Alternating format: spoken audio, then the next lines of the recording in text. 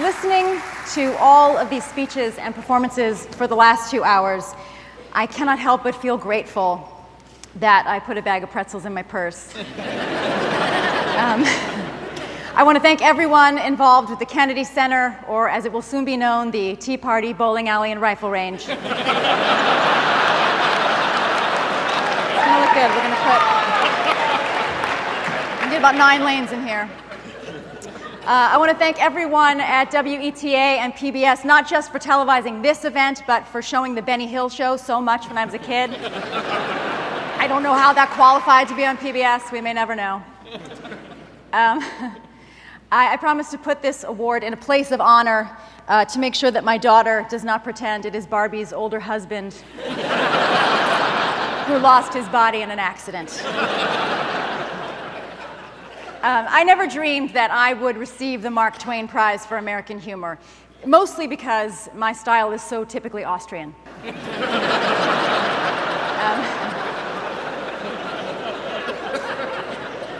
I never thought I would even qualify for the Mark Twain Prize for American Humor. I mean, maybe the Nathaniel Hawthorne Prize for Judgmental Nature, or the Judy Blume Award for Awkward Puberty, or the Harper Lee Prize for Small Bodies of Work. But never this.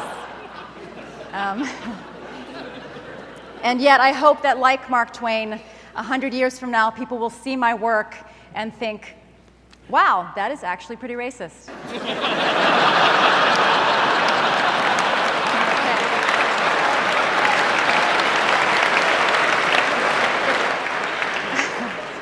Apparently, I'm only the 3rd woman ever to receive this award, and I'm so honored to be numbered with Lily Tomlin and Whoopi Goldberg. But I do hope that women are achieving at a rate these days that we can stop counting what number they are at things. Yes, I was yeah.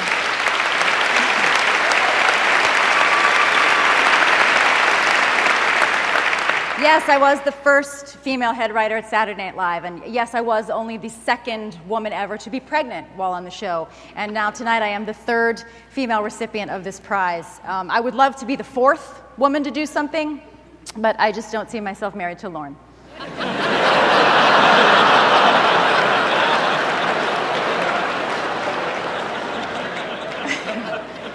I'm so grateful to my friends who came here tonight to perform. Some people came all the way from Los Angeles, and I know that you are all very busy people with families, and it means so much to me to know that you care about show business more than you do about them.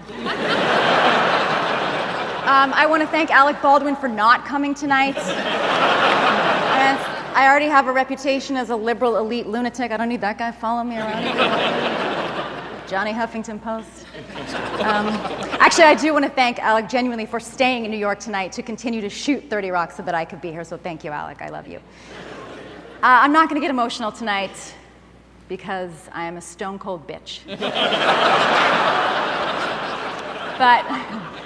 But I want to thank my family. They say that funny people often come from a difficult childhood or a troubled family. So to my family, I say, they're giving me the Mark Twain Prize for American Humor. What did you animals do to me?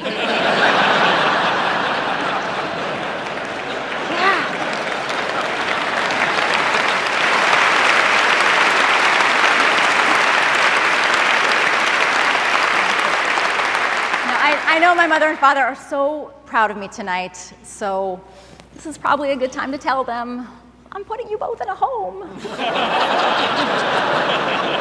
We'll talk about it later.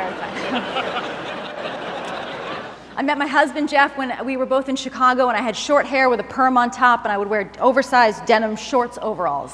And that is how I know our love is real.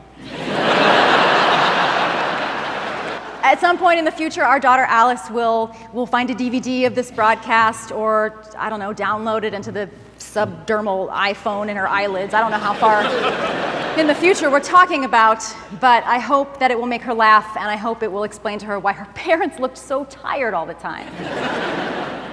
The one person without whom I really would not be here tonight, except of course for my mother, who is pretty sure she delivered me, even though she had a lot of twilight sleep.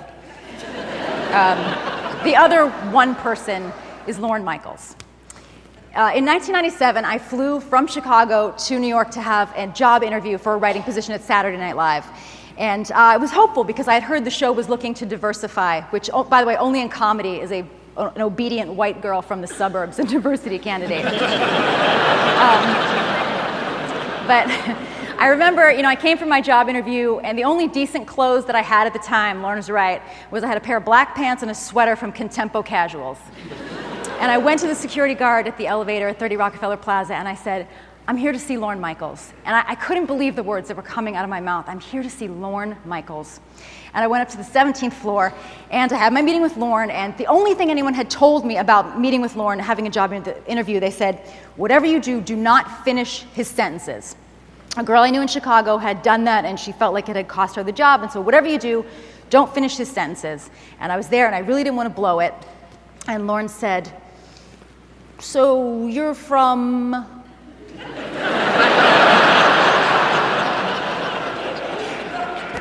And it just was hanging there. He's like, so you're from... And finally, I couldn't take it anymore, and I said, Pennsylvania, I'm from Pennsylvania, suburb of Philadelphia, just as Lorne finished his thought and said, Chicago. And I thought, that's it, I blew it. And I don't remember anything else about the meeting because I just kept staring at him thinking, this is the guy from the Beatles check. I can't believe that I'm in his office.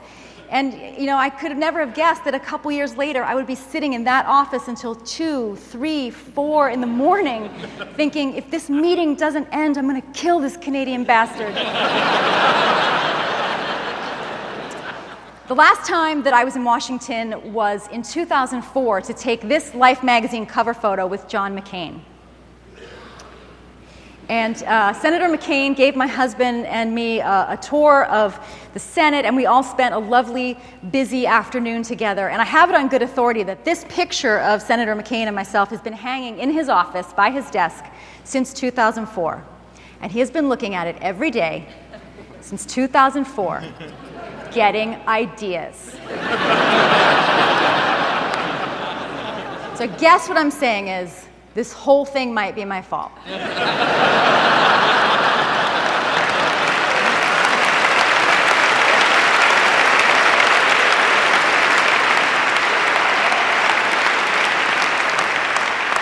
I would be a liar and an idiot if I didn't thank Sarah Palin for helping get me here tonight.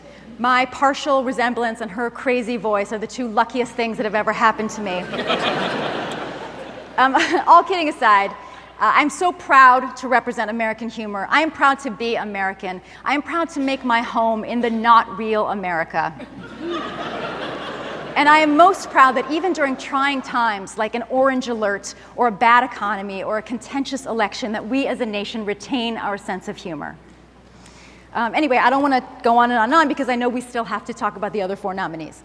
So thank you and good night.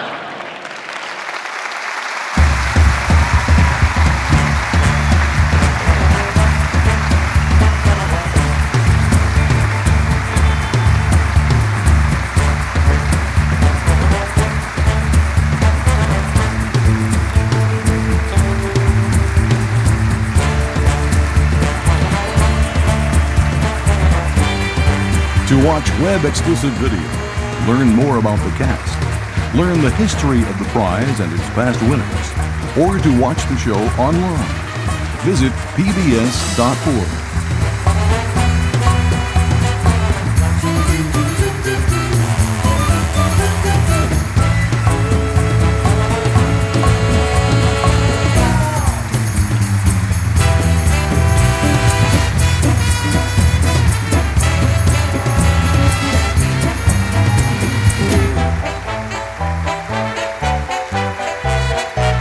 Mm-hmm.